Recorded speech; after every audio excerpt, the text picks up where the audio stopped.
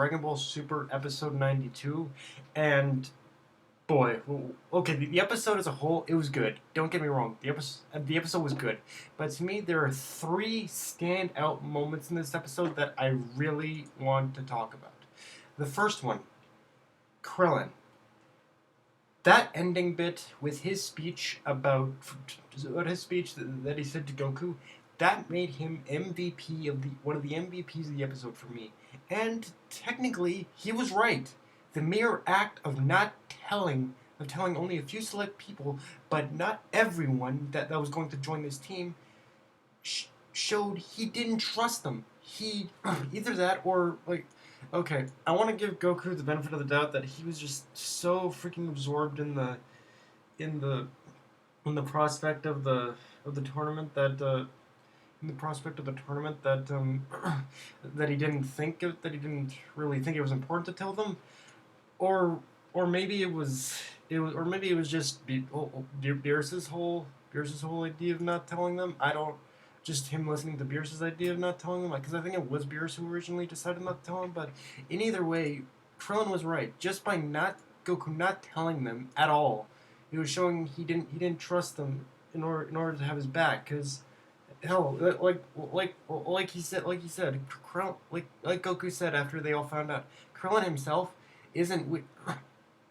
Krillin himself, okay, he may not be the strongest fighter, but he is one of the smarter ones. He does have a quick witted and a quick wit and very evasive fighting style, which is helpful in a tournament like this, because it is going to be a battle royale. So he's going to be easy to evade. Of course, he's going to be easy to evade. Of course.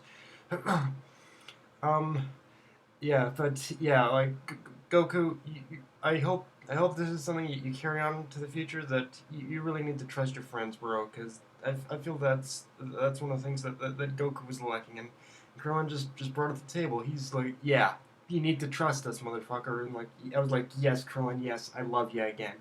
I love you again, man. Also, Vegeta, stop destroying the time chamber, motherfucker. Like, I get it, you're strong, but do you really need to destroy the damn thing? Your repair bill is going to be fucking immense. And besides that, I don't think Popo is really even gonna let him train there anymore. I think he's gonna say, nope, nope, motherfucker, nope, nope. You stay out of the timekeeper. You stay out. I'm not letting you in. I don't know why I gave Popo that accent, but yeah, you get the idea. Popo is not gonna let Vegeta near that time chamber ever again. I can see that. um, and another thing is, I cannot believe I can't believe. Okay, that was too fucking funny. How they executed the whole Frieza. How they executed the whole idea of Vegeta joining the team. Like, seriously, that shit was funny as fuck. So apparently, Beerus basically just handed the idea of recruiting Frieza to Goku on a silver platter by mentioning the Frieza Force or the Frieza Army. Seriously, motherfucker, what? Like, okay, that is so fucking hilarious. I don't even. Even just thinking about it now is making it crack up. Like, holy shit, that is fucking hilarious. I mean, now, hilarious bits aside, we there's been a lot of like, seriously, that whole bit with nice going God of Destruction. You gave Goku the fucking idea, like, yeah. But hilarious bit of how much hilariousness aside, um, hilariousness aside, um, there have been a lot of people that have been back and forth about Frieza joining the team. In many people who are downright hitting him it, but there are a few things I think people are failing to take into account, which is that even though, yes, Frieza is a terrible menace, he can easily get out of control. But I think one thing we're all failing to take into account is that Beerus is essentially the manager or somewhat of the team. All the gods of destruction. And even though there are going to be gods of destruction that are opting out of the tournament because of their high population level, Frieza is going to be surrounded by gods of destruction, not just Beerus. Like, Frieza himself already fears what already has pretty much a total fear of Beerus. That was already established in the Resurrection F arc, but in the Resurrection F arc and the movie Resurrection F. But in this sense, we have to remember I think he fears the power of the gods of destruction in general, and he is going to be surrounded by all 12 of them. Yes, I know not like I said, I know not all of them are going to be participating in this tournament, but he is still going to be surrounded by them. So, in essence, there's not really much room for in order for Goku to really say, yeah, I want in order for Frieza to in order to really do much, and if he does do anything, the gods of destruction are just gonna wipe him out anyway. Like, it's I think this is going. I really believe that even I really believe that if Goku isn't keeping him on a tight leash, then he is already going to be on a very slip. Then Frieza himself is already going to be on a very slippery slope with all these gods of destruction around. Honestly, but yeah, that's just all my theory on it. Now that we've gotten the main 3 points out of the way, let's get to the minor stuff. Um, in the beginning of the episode, we see that Boo pretty much lost. In the beginning, we see of course that Boo is asleep. He's been knocked out for I guess a month is what it was again. But we see in this episode that he's knocked out. And another thing to notice, he returned to his fat form in this episode. So I wouldn't be surprised if that thin buff looking form that Boo had almost drained his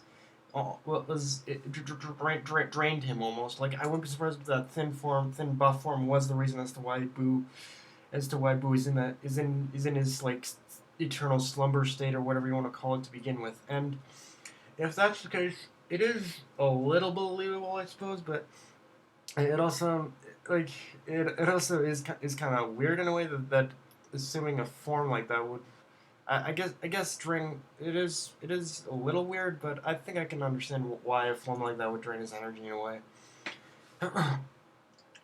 Another thing is, I honestly like. I will say this during the entirety of Super. The one I felt bad for, honestly, most of all, is Hercule. Like this dude just gets. I think I understand. I kind of understand why Hercule lost all his hair at the end of at the end of Dragon Ball Z now is because of shit like this, of shit like this happening. It just for all this shit happening, all this worrying, all this worrying of whether the universe is going to survive or not. It probably made him lose his hair or tear his hair out. So that's probably the reason why he's bald at the end of Z. um, Another thing is I want to talk Universe 3. I want to talk about those guys for a second. It seems Universe 3 right now is using a machine-based team, which which makes me wonder a couple of things about Universe 3 in general, honestly. The first thing to note is I wonder if machines strictly rule Universe if Universe 3 is strictly ruled by machines, or if it was just that one planet that they visited. To be honest with you, I'm going for a little bit for the former because it does kind of. I think this is Toei Animation and Toei's way of showing us each uniqueness in each universe, and I think Universe 3's whole like unique trait is that the entire universe is probably a machine based universe. Like everyone in the universe is a machine. Honestly, I think. Another thing is, I wonder if Champa got in the Universe 6 tournament saga, like the one with Champa. We managed to we of course saw a machine based hybrid in the form of Magetta, and I wonder if Champa went to Universe 3 in order to get him for the Universe 6 team in the Champa arc or whatnot, because if it is a universe of machines, it would make sense. But or I wonder if Magetta was already in Universe 6. I don't know. It is one of those things I think is kind of left up to interpretation. But I'm kind of I don't know. It would be interesting to see if Universe 3 if somewhere in Universe 3 is Magetta's homeworld or something like that. That whole machine planet was Magetta's homeworld or whatnot. And okay, I never thought I'd again. Another moment I really laughed my ass off at is that there's a brief moment where we see that apparently Roshi has in fact overcome his weakness, at least weakness of not having nosebleeds and fainting or whatever around women. At least I hope that's the case, and if he has, that is fucking amazing. Like really, if that is the case, then they took a relatively comedic scenario and they made him and they made use of it. Just wow, I love that shit. Um, and one final thing I think from this episode for me was, guys, don't is kind of a message. Guys, don't underestimate Universe 6. They are going to be a massacre team. Like seriously, Universe 6 is gonna have three Saiyans on their team, and probably Hit as well, and we still don't know of any of the other members of the team that are going to be on there. Like, I still don't know any of the other members of the team that are going to be on there. But yeah, Universe 6, just with three Saiyans, Cauliflower, and Kale, who is apparently who's going to be the legendary female Broly or whatnot, the legendary female Super Saiyan, or the female Broly or whatever. They are going to be a massacre team. A fucking massacre team. They are going to massacre guys. Like, of course, Universe 7 probably isn't going to get... Of course, Universe 7 in the end is probably going to defeat them, but at the end of the day, Universe 6, yeah, I don't think we should underestimate those guys at this point. Like, they are going to be one of the... I think one of the...